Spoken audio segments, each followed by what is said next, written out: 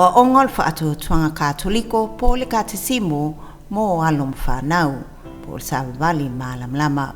Whaatalo whaatu ili pa ia mawalunga malmamalo Samoa ma le puleanga whaakipik po Samoa pia ipa anga o le au whaafofonga o loo mai moa ina le nei po le kalame. O le vainga lua le nei se whaapoponga ili po kalame o le kapite po le KATESIMO o loo whaanga solopea mataita ia se vainga moa mua a o onga moa so lua vai aso taitasi e le afionga ia pātele Ioani ono mo le lau tele o le au ainga o le atua le Ekalesia. Ma ua manatu ai se whaapoponga mo le nei lava por kalame o le kapite mo alom whanau. O se whaatou whala inga na mai le taitai le afionga i le ake pikpo le puleanga wha ake pikpo Samoa pia ia mo sese vito liotui pata ua whapitoa mo alom whanau. Ia whaalotoina o ongal whaatuatuanga mo le whanawiti al puleanga po le Savavali malam lama o le taulongolongo i tūpua i le whaatuatua o le malam lama e mauwaa i lo whaatuatuanga o le ale tāua pea o le langlongosua mai le ofisa al puleanga i le ngaluenga whaatala lea le Ekalesia e ala i whaasalango al TV upumana le Divine Word TV4 a pele i tūlau i lunga o le Facebook ma le YouTube. O mta upu a mata ia o ongol whaatuatuanga mo le nei vai tau whaai u taua o ongol le nei tausanga wa a mata ina i mta upu wha maalam na maino sa kalameta. O se whamanatu i lo tātou tiu te vala uina mai le atua na mai lo tātou papatisonga. O le ioe tō manatu matulai. O le moni, o ni wha o safia ngai le mawhai o na tolo poina le poloa inga ia tātou o atu e whaino umamaso. O se po kalame po o onga mo le whanau o lo ta o atuai lo tātou wa lofa wha maoni le atua tāsi tolu pa ia. Ma wha amata ai alom whanau e whiwhia i le upo le lii. Mai le wanglia mātai o mta upu luas fulvalu, whai upu luas fuluiva ma le luas fulu e whapea. O le nei, i o to o atu e whaino umalava masoo ma papatiso atu i a te ilatou i le suafo le tama ma le atalii ma le anganga pa ia. I o to o atu i a te ilatou i a tausi i mea uma na o whai atu ai a te o tou. Whauta foi o te i a te o tou i aso malava i o lava i le ngata anga o le lalolangi.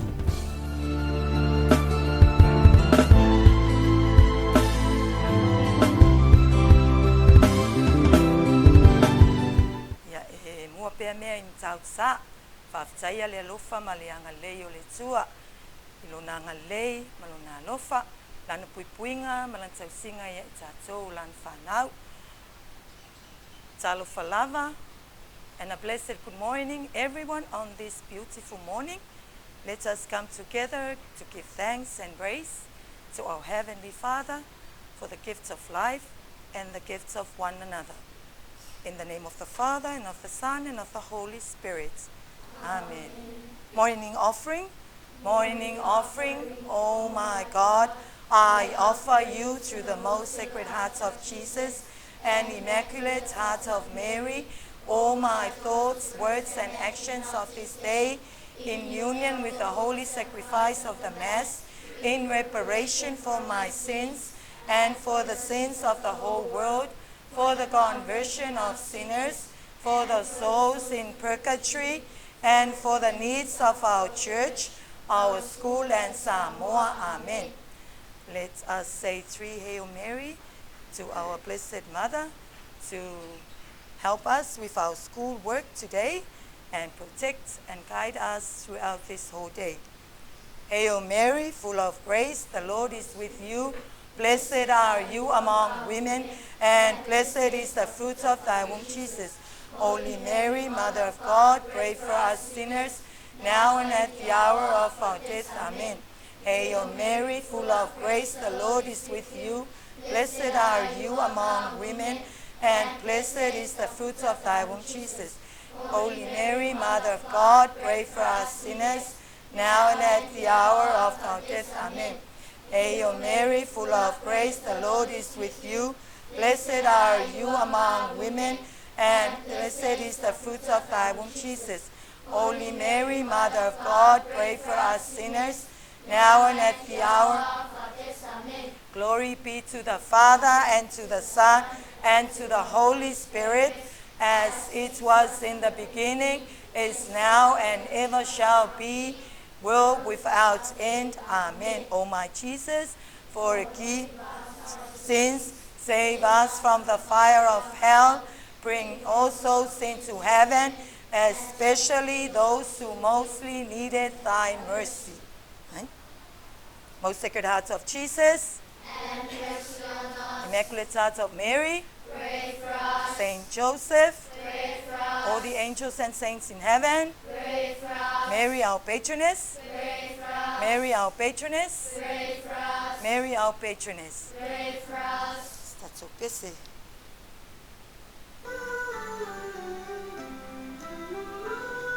Up straight. Busy, my fight song. Jesus is risen. Jesus is risen. Busy. Shine through the morning bright and clear. Jesus is risen. Jesus is risen. Love has defeated every fear. He is alive, ever living. Hope is restored, hope is restored, hope has rejoiced. He is alive, forever living. Praise Him now with happy voice. He walks from the tomb in us forever. Ooh, light shines on everyone today. Ooh, He walks from the tomb in us forever, showing the world God's perfect way. He loves the children. He loves the children.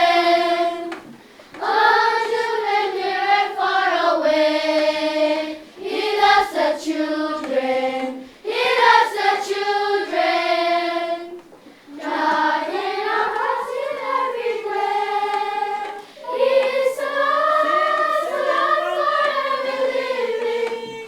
Hope is restored, hope has rejoiced. He is alive, forever living.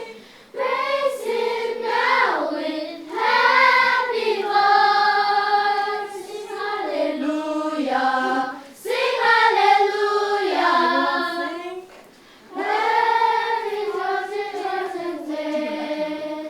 Sing hallelujah, sing hallelujah. Gladness every day. He's alive, forever living. Hope is restored, hope has rejoiced. He is alive, forever living. Praise Him now with happy voice. In the name of the Father, and of the Son, and of the Holy Spirit. Good morning, girls. Good morning, Miss Muchi. And Lassie. Wa mai o tau nei tai ao. Mana ia tatou pesen nei. Mana ia. Mana ia tele a ia.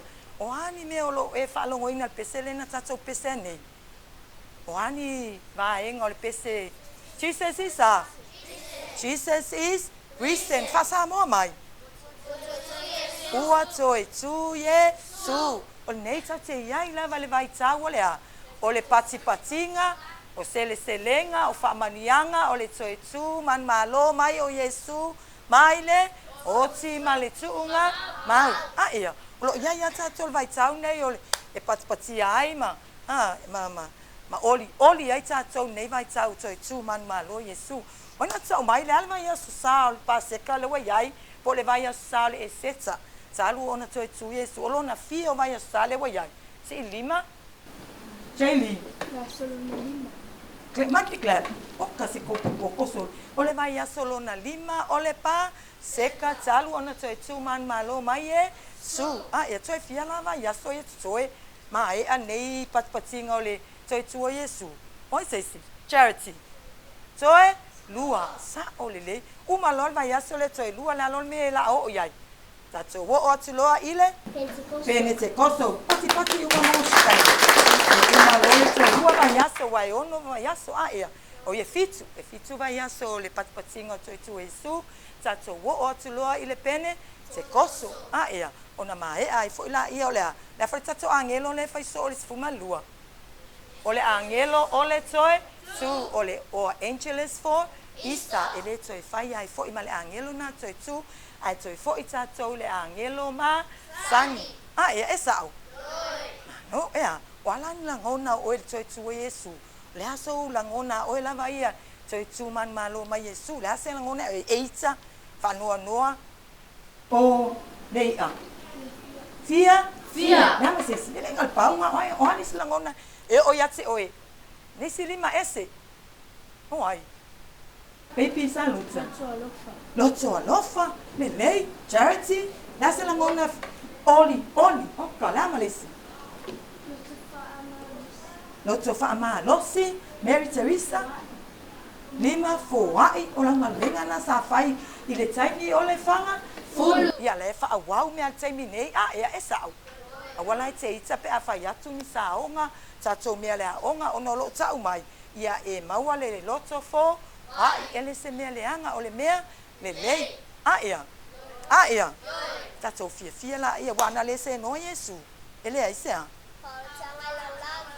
ele ai se fa ola tanga ile lalo o ele tina o Yesu Maria len filia ile tua fa nau mai elo na lo pele totas a wala mai tina pa ia o Maria ana le ila Yesu ele se ala langi atua ele ai se fa aola sanga lena malium fa lava awai le nai ulaman toi tu manu malo mai ai mai le oti male tu na mai ia o ai lana te tau mai o le ale masina le nei ile tau sanga masino tau sanga le ale masina tau sanga nei masina o me masina lona fiana tau sanga Lona lima ona na tau mai o le ase tau o ne masina tau sanga ile tatou Ekalesia Katoliko o se lima ese mercy pati mai no o le masina ko nei o me o le masina e fata tau ile tina pa ia o Maria po le tina o Yesu ia wai fai mai o le mea lava e fio ai le tina pa ia e iai fo ilona alo o le mea fo ia fio Yesu e iai fo ilona tina ia nga masina la ne tina pa io Maria tau tatu anga ia e lau le losa lio mama isi me tau na fai ai salo tina pa io Maria malale si me kanga i merka ko ale kali so anga ia o mai te ufua matala mo tina pa ia o Maria ia ma so anga e salo tina pa io Maria e awala tu lo na pele o Yesu ata to mana onga o lenga fato e senga ata to mana wai awange fa pe ele e to anga e laule lo salio e ala atu le au penga o le lo salio e la watu tina pa io Maria e tali mai tato mana awafa mai e mori o atu tina pa io Maria ile fata o lo na lo pele o Yesu ata to mana onga o lo tatalo atu ai le aso malea aso no fa mania mai fo tina pa io Maria i to wa onga ia wai fa ngor tato wa onga Saint Mary School Saba Lalo Samoa Sangata Maria Saba Lalo ole onga la tato ole onga Maria ina tina pa io Maria ia tato fata itaila ia i tina pa io Maria iona vi tuti o kasekele ona vi tuti lelei ia ole loto mawalalo ole alofa pesoa soani anga lelei loto fa amangalo ono sai maleano ai o vi tuti lelei tina pa io ia tato fa beila Maria ba ai ona vi tuti lelei tato fa tai ai ma tato sa vali ai malama ia tato fai taunga ne yaso suela tato tusi tato fai taunga mai tus pa ia tato le sona ne yaso maua mai le evangelia Ioane maua evangelia Ioane lon sa upo es fulma le lima Fola mai lon fai upo iwa, whaawau mai lon fai upo sfumatasi o le matua, sa nofo. Ia tu mau pea o tau I lo ua lofa, ina ia ato atoa ai lo o tau oli. E se vai, le fo e tā, ua mai fo I le oli, a ia, fia o tātou le ae e patipatia lava le vai tau o te tu man malo Yesu, ia tātou fai tau, whaatasi iai, ia. Whamei o nā lofa mai o le tamai a te au. I whapea hono o lo whātia te oto. Ia tuma pea o tau I lo warofa. A whai to te tausia hora inga. Ona tuma lea o tau I lo warofa. Pea ona o tausia hora inga lo tama. Ma o tuma I lo na lofa. Ua o whai atu ne lea te oto. Ina ia tuma wai lo ori a te oto. Ia ato foi lo oto ori. Oli tala le alea vi. Ia vi. Ia oelea vi Jesu Keristo. Oka. Ia oi, tā puni lau tu spa ia. Oi se te nei titi na te tau maia. Le wa umalenga e whaalongolongo I whaitaunga. O le se upu se tasi. Kali lele ila kule kala alo si lima fa longo le o le ase upu se tasi o lo sau le faitaunga o lo tele na sawai fai upu uma le faitaunga se upu se tasi o lo sau le faitaunga le ase fai fatasi lang le to tele o to le si mai lima o le ale upu alofa sa o le le ase fai se foi upu le laina o le faitaunga le o sau se upu le ole alofa se spela mai alofa alofa. E fia matai tu se le alofa. Lima. Na foi fa pertani o le alofa. La. Ia se itau mai la sesi. O le ale wingo lea upu alofa. Wanga fa mai o ko alofa. La. Ai se fa matala mai la se itu mai la nisi o to. Fa matala mai po le ale wingo le upu le alofa le ta so o mai fe taunga nei tai o. Tai au. O charity. O se mea rufa le lei ale atu mo tātou le lei. Ai sesa, mai tele o le whawinganga o le upu alofa. Mi lei, au le fefe. O le malio Yesu sa whaalia mai tātou. Sa alufa mai a tātou. Ma ua tuatua. Paki. Le Italia o te fia mana o ai. Ale o tali mai ari lei o mai le ongo o le mea tauna iai a ea. O le whamai, o le alofa o Yesu iai tātou, le na mali wai, ma whaalawa au nunga kolu se matoe tu, manu malo ma iai o, ia, ele skama I alofa la Yesu, le na mai mo tātou, o se alofa e pito sili ona, se le, ele ma whaia este tangata ola ona, whaia, esa au mis, ele ma whaia tangata ona alue, pua ngā, mati ngā, mai ula mai na mali le ai, na oai, o tau wā aila I le matau tia o le alofa o Yesu I le lalo langi ia te oe maau le tangata anga ai pangalea le alme le fai tātou a te mi tele ani pa ai tātou I le anga sala ai fai mai tātou tau mawhai e muli tai I ana ale tau me tuspa ia le paki uma mo pepi salota tātou muri tai pea I ana polo ina ia tu mau ai pea I tātou I lona alofa. Wai fai mai, sa hausi tai fo Yesu I polo inga lona tama. A ia. Wai fai mai, o Yesu malona tama. Ua tasi I la, ua. O Yesu o lo I tonu lon tama. O lon tama fo I lo tonu ia Yesu. O la ua. Ngā lulue fa tasi, ua tasi I la, ua. A ia.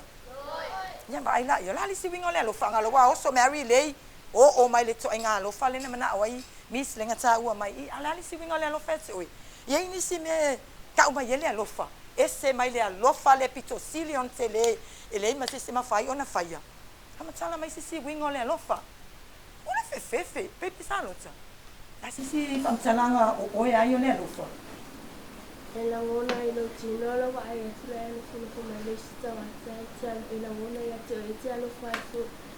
Le ala le awala e whaatino e lo walo whai ngata. E te talo e te ni mafo wa ai ai e te alofa ai ona e whia mo se fisosoani. Pati, moma, pati. Tamai e langona, tamai pe pisalota e langona e lo tino, lo va ai atu ma le oso mai o lo fa pa atu state tila no mai. E le ai sana mea ai o ia.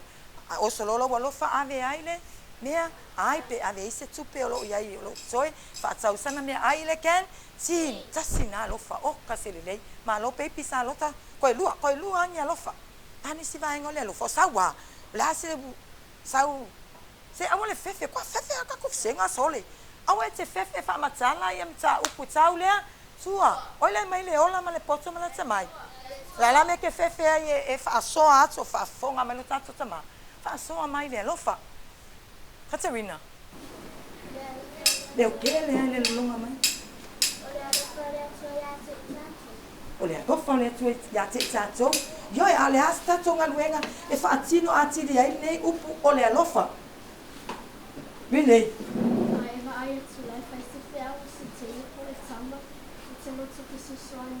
Ei, baki mai mo ya. Ai atu ai awa misi dan na mia so soani lan tala fai ai.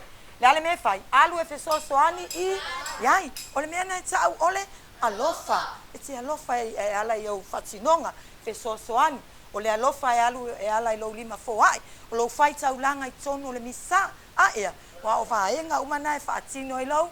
Alofa malo alofa fo ioma tua ete fa alongo ma e usi tai mala ile la fole polo inga lo na fiele sa wele mena polo inga na le ia e ava ilo sama malo tina ina ia fa leva ai no waso ile ola fo ina ati ne yova yate oi te a e alofa ioma tua ma e ava ma e fa longo ai mai se al nei vai tau ia le ile upula le lofa e lofa lai lo tina ma lo tama fa pena fo ine e lofa mal fa mauni le sua ia wa esele tele o me lofa na fo ai mai mole lalo langi o sa o tonga le o tatou mai tatou wanga sala tatou wanga sala le tu fa solo le na wala mai ai tamu ma eva ia fa na la ele leila Yesu Yesu fa ola ia tatou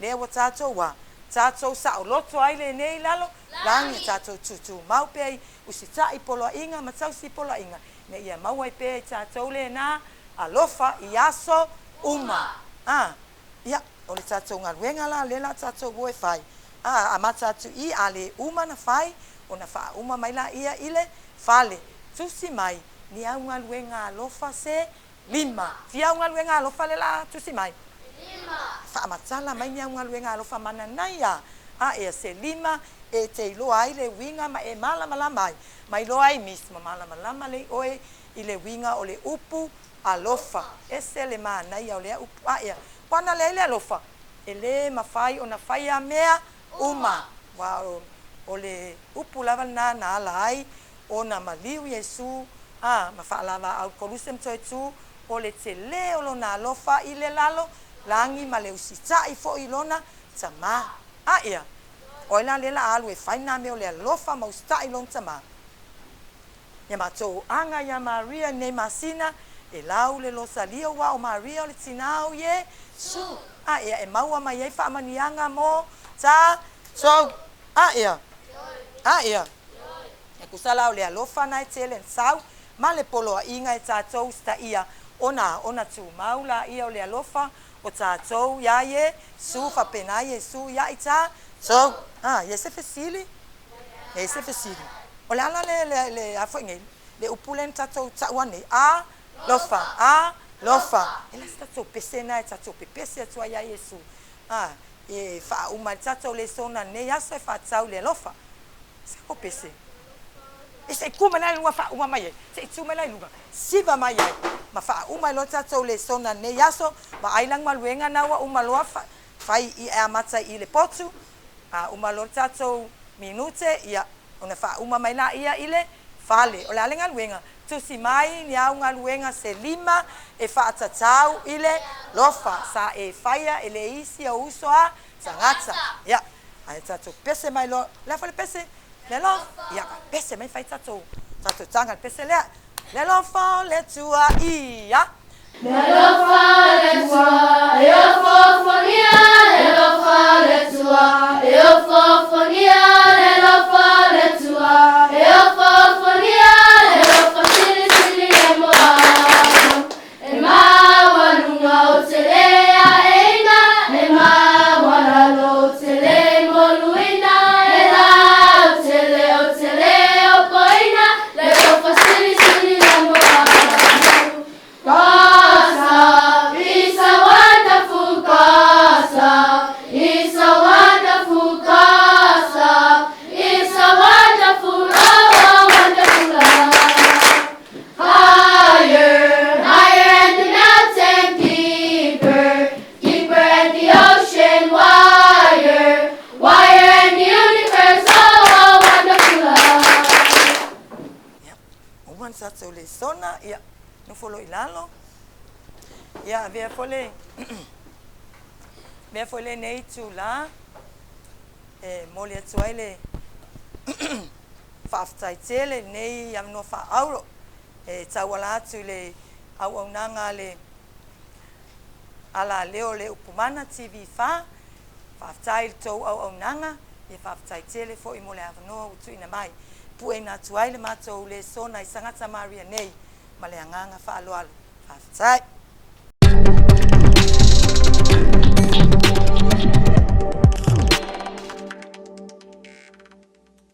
A o ongol whaatutuanga Katoliko po le KATESIMO mo alom whanau po le Sababali malam lama.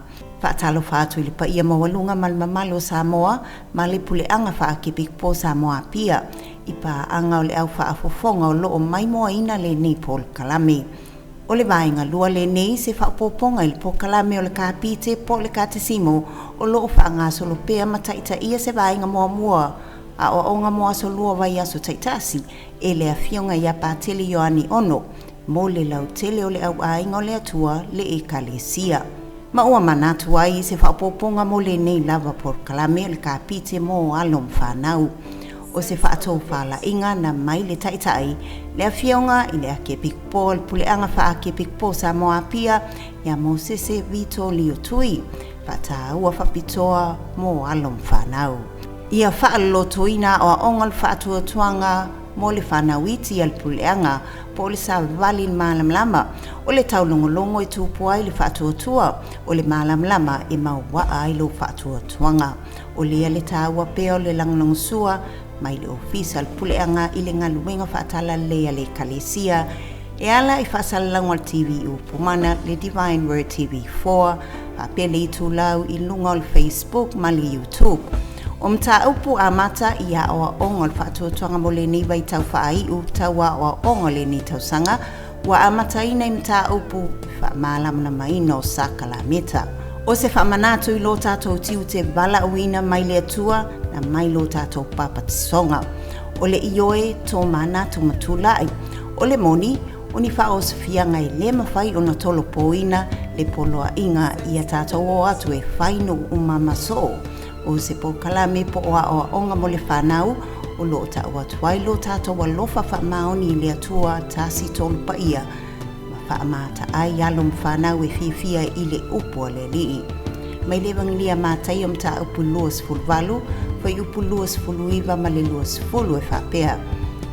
O le nei i o to o atu e whaino umalava masoo ma pāpatiso atu i a te ilatou i le suafo le tamaa ma le atalii ma le anganga pa ia.